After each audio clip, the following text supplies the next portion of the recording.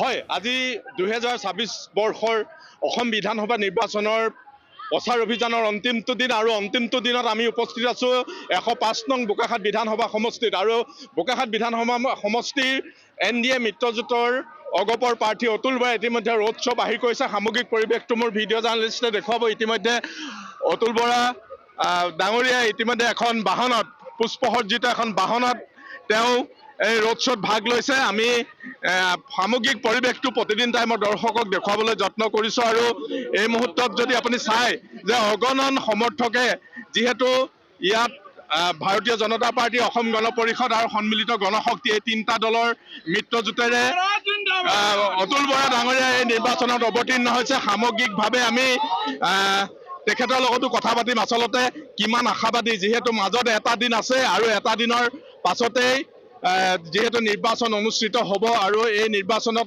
তেখেতে আচলতে কেনেকুৱা ধৰণৰ আশা প্ৰকাশ কৰে সেই বিষয়ে আমি তেওঁৰ পৰা জানিবলৈ যত্ন কৰিম। দাদা, আপোনাৰ ওচৰলৈ আহিছোঁ, কিমান আশাবাদী এইবাৰ?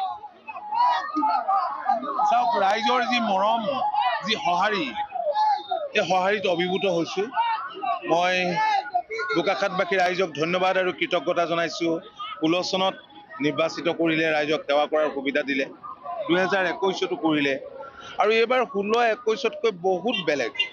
আৰু মই যিখিনি দেখিছোঁ আপোনালোকেও দেখিছে, গতিকে নিশ্চিত যে এইবাৰ আমি ইয়াত বিপুল ভোটত জয়ী হ'ম। বিৰোধী পক্ষও আছে আৰু দুগৰাকী প্ৰাক্তন বিধায়কে এইবাৰ প্ৰতিদ্বন্দ্বিতাত থাকিবই। বিৰোধী নাথাকিলে কেনেকৈ হ'ব? বিৰোধীটো থাকিবই লাগিব। কিন্তু বিৰোধীৰ অৱস্থাটো কি আপুনি নিজেই দেখিছে আৰু ৰাইজেও বুজিছে বিৰোধীয়ে কি কৰিব। কাৰণ যোৱা সময়ছোৱাত ডক্টৰ হিমন্ত বিশ্ব শৰ্মা ডাঙৰীয়াৰ নেতৃত্বত আমাৰ চৰকাৰখনে যি বিকাশ সাধন কৰিছে ৰাজ্যখনৰ, আৰু তদ্ৰুপ মুখ্যমন্ত্ৰীৰ সদিচ্ছাত আমাৰ সমষ্টিটোৰ যিমানবোৰ উন্নয়নৰ কাম কাজ হৈছে, ৰাইজে সেইবাবেই মই ভাবোঁ যে এইবাৰ ব্যাপক সঁহাৰি আগবঢ়াইছে। মই বোকাখাটবাসী ৰাইজৰ ওচৰত চিৰকৃতজ্ঞ। আজি এটা বৃহৎ ৰোড শ্ব'ত আপুনি ভাগ লৈছে, কি ক'ব এই মুহূৰ্তত? হয়, মই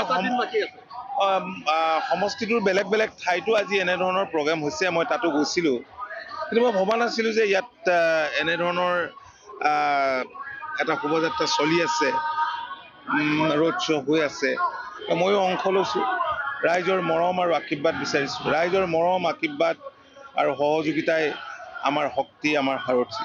মই অহা 9 এপ্ৰিল তাৰিখে অনুষ্ঠিত হ'বলগীয়া নিৰ্বাচনত বোকাখাটবাসী ৰাইজক বিনয়েৰে মিত্ৰজোঁটৰ প্ৰাৰ্থী হিচাপে আমাক হাতীৰ চিনত ভোট দি জয়যুক্ত কৰিবলৈ অনুৰোধ জনাইছোঁ। আমাৰ ফালৰ পৰাও অভিনন্দন জনাইছোঁ আৰু সেয়া আছিলে NDA মিত্ৰজোঁটৰ অগপৰ প্ৰাৰ্থী অতুল বৰা ডাঙৰীয়া। আৰু অতুল বৰা ডাঙৰীয়া ইতিমধ্যে বৃহৎ ৰোড শ্ব'ত বোকাখাট চহৰৰ মাজমজিয়াত ভাগ লৈছে। আমি ৰোড শ্ব'ৰ কিছু পৰিৱেশ আমি প্ৰতিদিন টাইমত দৰ্শকক দেখুৱাবলৈ যত্ন কৰিছোঁ আৰু কৈছোঁৱেই যে এইবাৰ 6গৰাকীকৈ যদিও প্ৰাৰ্থী